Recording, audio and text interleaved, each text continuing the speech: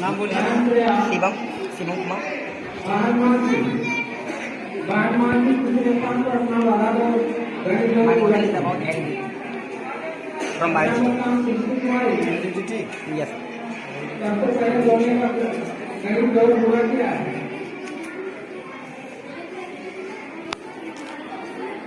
इसके जस्ट बाद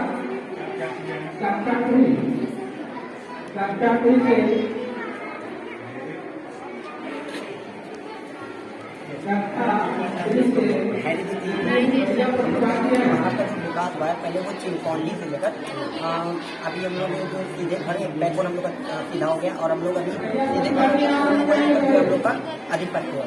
तो हम लोग इससे समझाना ये चाह रहे हैं कि सबसे पहले जो हेरिडिटी का टेक्नोलॉजी जो मतलब हेरिडिटी के जो रिसर्च है सबसे पहले जॉर्ज मेंडल है। जॉर्ज मेंडल डायरेक्ट इंसान पर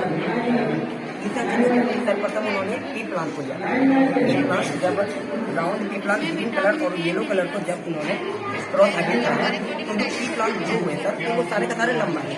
तो लंबा पी प्लांट और छोटा पी प्लांट दोनों को जब क्रॉस हाइब्रिड कराया गया तो सारा का सारा पी प्लांट लंबा निकला। तो उसके बाद जब ये रिजल्ट आया फिर इन्हें और भी मतलब आगे रिसर्च करना था तो इन्होंने ये जो प्रोगेनी जो यहाँ पे अभी बना है रेशियो कितना होगा इसका? 3:2 रेशियो 2 रेशियो होगा? Sorry 3:1 sir 3:1। यस। और जब ये लॉन्ग पी प्लांट हुआ जिसमें अभी डोमिनेंस और रिसेसिव ट्रेस आएगा तो इसको पहले अभी नहीं दिया गया था, इसको आगे बताना हुआ। जब ये लॉन्ग प्लांट को फिर आगे हाइब्रिड कराया गया तो पता चला कि जो 3 लॉन्ग प्लांट हुए और 3 जो प्लांट हुए वो लॉन्ग के एक शॉर्ट था। इससे ये पता चलता है कि कोडिंग में कुछ गड़बड़ी हुई है या फिर जीन जो है वो प्रोटीन जो कोडिंग किया है जो गैमेट्स बना है उसमें कुछ प्रॉब्लम है। तो आगे चल के इन्होंने बताया कि जब ये जो लॉन्ग प्लांट और ये शॉर्ट प्लांट है सर तो इसमें से एक रेशियो इसका रेशियो 3:1 सर 3:1। नो सर ये एक ही है। इसको आगे करके यहाँ पे इसका रिजल्ट आया उसी का रिजल्ट है 3:1।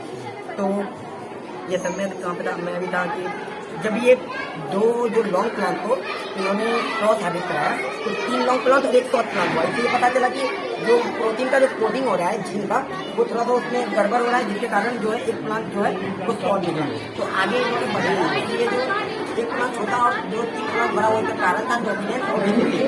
इसमें से जो डोमिनेंस होगा वो रिसेसिव को दबाएगा और खुद ब खुद शो करेगा। तो इसमें से जो सर मैं बताना चाहूँगा जब ये टी प्लांट इसका जो गैमेट लिया गया टी और स्मॉल टी और बिग टी और इसका भी गैमेट लिया गया स्मॉल टी जब ये और ये मिला तो बिग टी बना और बिग ट्री जो था दोनों में डोमिनेंस है जिसके कारण दोनों का दोनों लंबा निकला। और उसके बाद ये स्मॉल टी और ये स्मॉल टी और बिग टी को सब दिया गया नहीं हो रहा सर।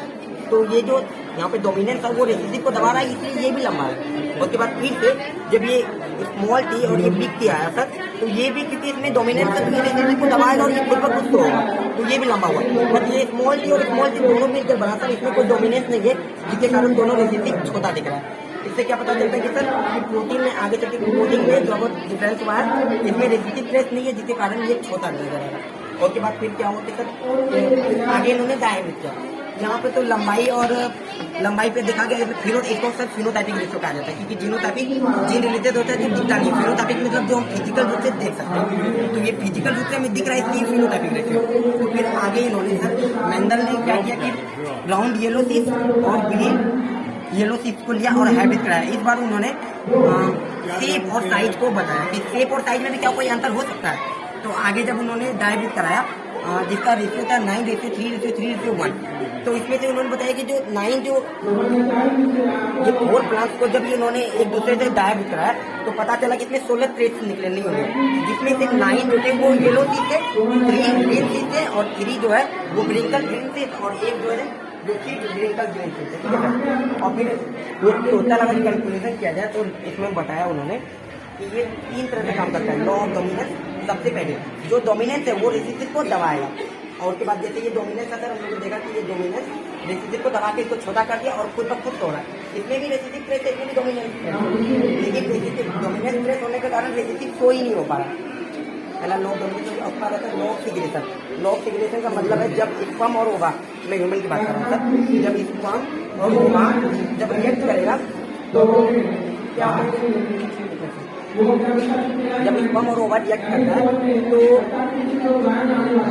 तो तो गैमेट फॉर्मेशन के समय जीन जो है वो सेपरेट हो जाता है, जिसके कारण वो खुला उसको फ्रीडम मिल जाता है कि वो किसके साथ रिएक्ट करके क्या बनाएगा। जैसे ये फ्रीडम हो गया, ये एक्स मेल के पास सिर्फ एक्स क्रोमोसोम होता है, इसलिए जो मेल है नेक्स्ट फीमेल के साथ, तो फीमेल के साथ एक्स क्रोमोसोम के साथ गैमेट फॉर्मेशन का वो फ्रीडम हो जाता है।